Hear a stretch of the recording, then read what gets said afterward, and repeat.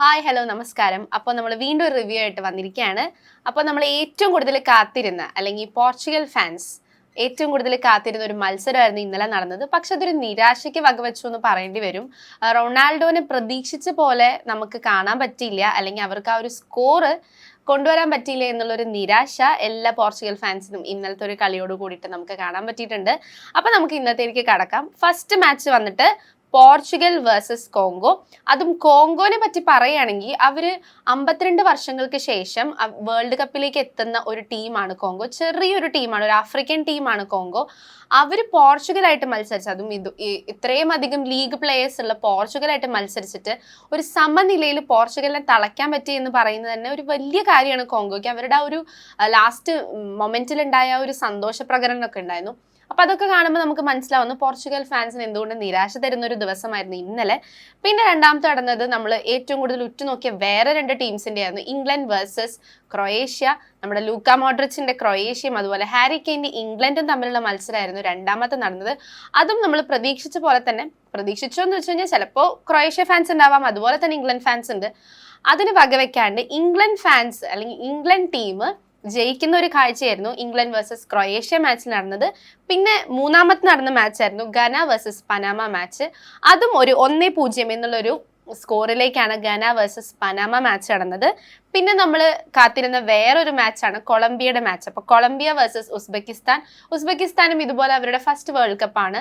അപ്പം അവര് എന്തായാലും കൊളംബിയക്ക് തിളയ്ക്കാൻ പറ്റിയിട്ടുണ്ട്. 1-0 എന്നൊരു സ്കോർ ബോർഡിലേക്കാണ് അവരുടെ ഒരു സ്കോർ നില മാറിയിട്ടുള്ളത്. അപ്പം നമ്മൾ ആദ്യത്തെ മാച്ചിലേക്ക് കടക്കുകയാണെങ്കിൽ പോർച്ചുഗൽ വേഴ്സസ് കോങ്കോയുടെ മാച്ച് ആയിരുന്നു നടന്നത്. അതിൽ പോർച്ചുഗലിനെ എല്ലാവരും ഉറ്റുനോക്കിയിട്ട് കോങ്കോ ഒരു ഹീറോ ലെവലിലേക്ക് മാറുന്ന ഒരു കാഴ്ചയാണ് കണ്ടത്. കോങ്കോനെ പറ്റി പറയുകയാണെങ്കിൽ അവര് 52 വർഷങ്ങൾക്ക് ശേഷം അവരൊരു വേൾഡ് കപ്പിലേക്ക് കയറുന്നു എന്ന പ്രത്യേക കൂടി കോങ്കോയ്ക്ക് ഉണ്ട്. അതൊരു ആഫ്രിക്കൻ ടീം കൂടിയാണ്. അപ്പൊ ആഫ്രിക്കൻ ടീമിനെ കുറിച്ച് നമുക്ക് അറിയാം, അവരൊരിക്കലും വെറുതെ വന്ന് കളിച്ചു പോകുന്ന ഒരു ടീമല്ല. ആഫ്രിക്കൻ എന്തുകൊണ്ടും നല്ല അറ്റാക്കിങ്ങും മിഡ്ഫീൽഡും ഡിഫൻസ് ആയാലും അവർ നല്ല രീതിയിൽ കളിക്കുന്ന കുറച്ച് ആൾക്കാരാണ് ഈ ആഫ്രിക്കൻ ടീംസ് എന്ന് പറയുമ്പോൾ. അപ്പൊ അതിൽ പെടുന്ന ഒരു ആൾക്കാരാണ് കോങ്കോ. അത്രയും ചെറിയൊരു കൺട്രി ആയിട്ട് പോലും നമ്മുടെ പോർച്ചുഗലിനെ ഡിഫീറ്റ് ചെയ്യാനായിട്ട് അവർക്ക് പറ്റി എന്നുള്ളതാണ് ഒരു പ്രത്യേകത. അപ്പൊ പോർച്ചുഗൽ നമുക്ക് പൊസിഷൻ ഒക്കെ നോക്കുകയാണെങ്കിൽ പോർച്ചുഗലിന്റെ ഭാഗത്ത് തന്നെയായിരുന്നു. ബോൾ പൊസിഷൻ ആയാലും അറ്റാക്കിംഗ് ആയാലും പോർച്ചുഗലിന്റെ ഭാഗത്ത് ഉണ്ടായിരുന്നുവെങ്കിലും അവർക്ക് ആ വിചാരിച്ച ഒരു വിജയം അവർക്ക് ആദ്യം കരസ്ഥമാക്കാൻ പറ്റിയിട്ടില്ല എന്നതിന്റെ ഒരു ഹൈലൈറ്റ് ആണ്. അപ്പൊ ജോവോ നെവസ് ആണ് പോർച്ചുഗലിന് വേണ്ടി 6ാമത്തെ മിനിറ്റിൽ ഒരു ഗോൾ നേടിക്കൊടുക്കുന്നത്. അപ്പൊ 6ാമത്തെ മിനിറ്റിൽ ഒരു ഗോൾ നേടിക്കൊടുക്കുക എന്ന് പറയുമ്പോൾ തന്നെ നമുക്ക് ഏകദേശം ഒരു ധാരണ ഉണ്ടാവും, മേ ബി പോർച്ചുഗലിലായിരിക്കാം ഇതിൽ ജയിക്കാൻ പോകുന്നത് എന്നുള്ളൊരു അല്ലെങ്കിൽ ഒരു വിചാരം നമുക്ക് ഉണ്ടായിട്ടുണ്ടാവും. പക്ഷെ അതൊക്കെ തെറ്റിച്ചുകൊണ്ടാണ് കോങ്കോ ഒരു മറുപടി കൊടുക്കുന്നത്.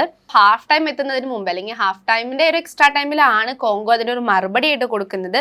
യോനെ വിസ എന്ന് പറയുന്ന ഒരു പ്ലെയർ ആണ് ഒരു ഹെഡ് വഴി നമ്മുടെ പോർച്ചുഗലിനെതിരെ അല്ലെങ്കിൽ കോങ്കോയ്ക്ക് അനുകൂലമായിട്ടൊരു ഗോൾ നേടിക്കൊടുക്കുന്നത്. അങ്ങനെയാണ് അവരുടെ ഒരു സ്കോർ 1-1 എന്നുള്ള നിലയ്ക്ക് പോകുന്നത്. നമുക്ക് പിന്നെ മാച്ച് കാണുമ്പോൾ തോന്നിയത് റൊണാൾഡോയുടെ കാലുകളിലേക്ക് ബോൾ എത്തിയില്ല, അല്ലെങ്കിൽ റൊണാൾഡോയുടെ പൊട്ടൻഷ്യൽ അങ്ങോട്ട് പുറത്തെടുക്കാൻ പറ്റിയിട്ടില്ല എന്ന് തോന്നിയിട്ടുണ്ടായിരുന്നു.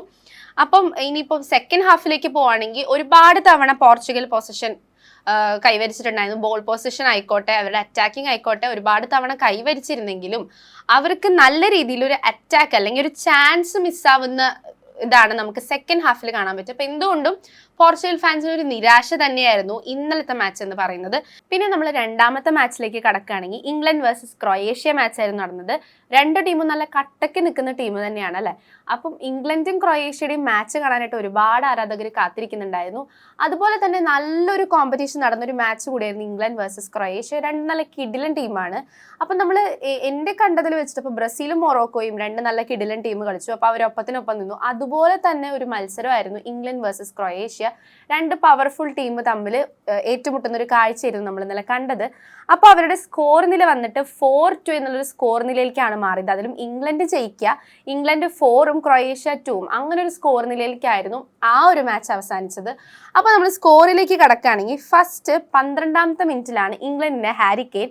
നമുക്കറിയാം ഹാരി കെയ്നെ കുറിച്ച്, ഇംഗ്ലണ്ടിന്റെ ബെസ്റ്റ് പ്ലെയർ ആണ് ഹാരി കെയ്ൻ. അപ്പൊ ഹാരി കെയ്ൻ 12ാമത്തെ മിനിറ്റിൽ ഇംഗ്ലണ്ടിന് ഒരു ഗോൾ നേടിക്കൊടുക്കുകയാണ്. അതും പെനൽറ്റി വഴിയാണ് ഹാരി കെയ്ൻ ഒരു ഗോൾ നേടിക്കൊടുത്തിട്ടുള്ളത്.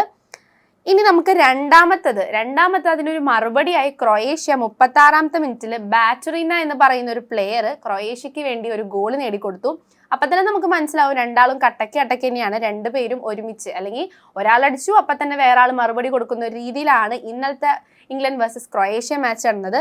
അതിന് മറുപടിയായി വീണ്ടും ഇംഗ്ലണ്ടിന്റെ ഹാരി കെയ്ൻ 42ാമത്തെ മിനിറ്റിൽ ഇംഗ്ലണ്ടിന് വീണ്ടും ഒരു ഗോൾ നേടിക്കൊടുത്തു. അങ്ങനെ സ്കോർ നില 2-1 എന്നുള്ളൊരു രീതിയിലേക്ക് മാറുകയായിരുന്നു.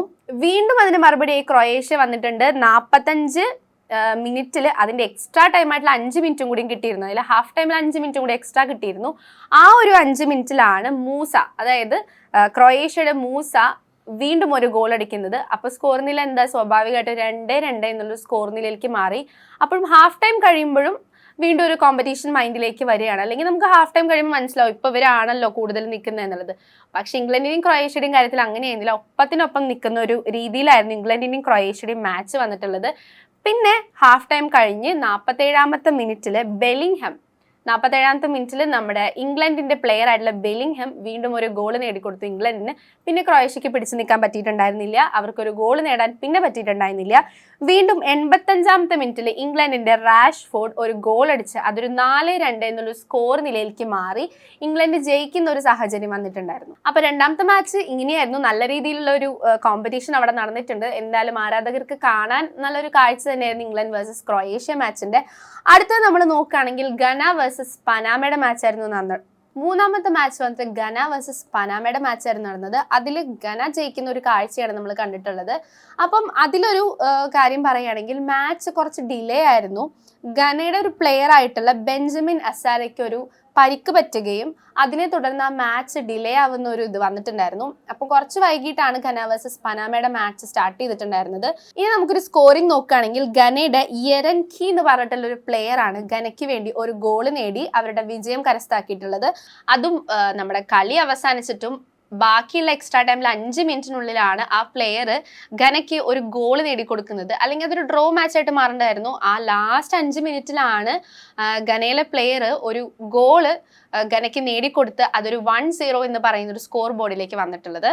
ഇനി ഇന്നലെ നടന്ന ലാസ്റ്റ് മാച്ച് ആയിരുന്നു കൊളംബിയ വേഴ്സസ് ഉസ്ബെക്കിസ്ഥാൻ. ഉസ്ബെക്കിസ്ഥാനെ കുറിച്ച് പറയുകയാണെങ്കിൽ അവരുടെ ഡെബ്യൂട്ടാണ്, അല്ലെങ്കിൽ ഫസ്റ്റ് ടൈമാണ് അവർ വേൾഡ് കപ്പിലേക്ക് ഇറങ്ങുന്നത്. അപ്പം കൊളംബിയ എന്ന് പറയുന്നത് ഒരു കിഡിലൻ ടീം തന്നെയാണ്. അപ്പൊ കൊളംബിയക്ക് എതിരെയായിരുന്നു ഉസ്ബെക്കിസ്ഥാന്റെ ഗെയിം ഉണ്ടായിരുന്നത്. എന്നാലും വലിയ തരക്കേടില്ലാണ്ട് അവർ കളിച്ചിട്ടുണ്ടെന്ന് പറയേണ്ടി വരും ഉസ്ബെക്കിസ്ഥാൻ. 3-1 എന്നുള്ളൊരു സ്കോറിലേക്കാണ് ഉസ്ബെക്കിസ്ഥാൻ വേഴ്സസ് കൊളംബിയ മാച്ച് നടന്നിട്ടുള്ളത്. അപ്പൊ ഫസ്റ്റ് അടിച്ചിട്ടുള്ളത് കൊളംബിയയുടെ ടീം തന്നെയാണ്. 40ാമത്തെ മിനിറ്റിൽ മുനോസ് എന്ന് പറയുന്ന ഒരു പ്ലെയർ ആണ് കൊളംബിയക്ക് വേണ്ടി ഫസ്റ്റ് ഒരു ഗോൾ നേടിക്കൊടുക്കുന്നത്.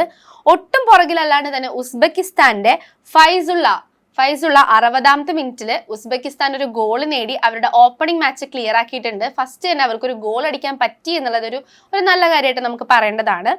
പിന്നെ അതിന് മറുപടിയായി 65ാമത്തെ മിനിറ്റിൽ കൊളംബിയയുടെ ഡയസ് ഒരു ഗോൾ കൊളംബിയക്ക് നേടിക്കൊടുക്കുന്നുണ്ട്. പിന്നെ കൊളംബിയക്ക് മൂന്നാമത്തെ ഒരു ഗോൾ നേടിക്കൊടുക്കുന്നത് ജെ കമ്പാസ് എന്ന് പറയുന്ന പ്ലെയർ, അതായത് എക്സ്ട്രാ ടൈമിലാണ്, ഫുൾ ടൈം കഴിഞ്ഞിട്ടും എക്സ്ട്രാ ടൈം 9 മിനിറ്റിലാണ് കമ്പാസ് കൊളംബിയക്ക് വേണ്ടി ഒരു ഗോൾ നേടി അതൊരു 3-1 എന്നുള്ളൊരു സ്കോറിലേക്ക് മാറുകയുണ്ടായത്. അപ്പം ഉസ്ബെക്കിസ്ഥാന്റെ കാര്യം പറയുകയാണെങ്കിൽ അവർക്ക് ഒരു ഗോളെങ്കിലും നേടാൻ സാധിച്ചിട്ടുണ്ട്. കൊളംബിയക്കെതിരെ മത്സരിച്ച് അവർക്ക് ഒരു ഗോള് അവരുടെ ഫസ്റ്റ് മാച്ചിൽ അല്ലെങ്കിൽ ഫസ്റ്റ് വേൾഡ് കപ്പിൽ തന്നെ ഒരു ഗോള് അവർക്ക് നേടിക്കൊടുക്കാൻ സാധിച്ചിട്ടുണ്ട് എന്നുള്ളൊരു വലിയ കാര്യം തന്നെയാണ്. അപ്പൊ നമുക്ക് ഇന്നലത്തെ ഒരു മാച്ച് നോക്കുകയാണെങ്കിൽ പോർച്ചുഗലിന്റെ കാര്യം തന്നെയാണ് പറയാനുള്ളത്. ബാക്കി എല്ലാവരും ഗംഭീര പ്രകടനം തന്നെ കാഴ്ചവെച്ചു.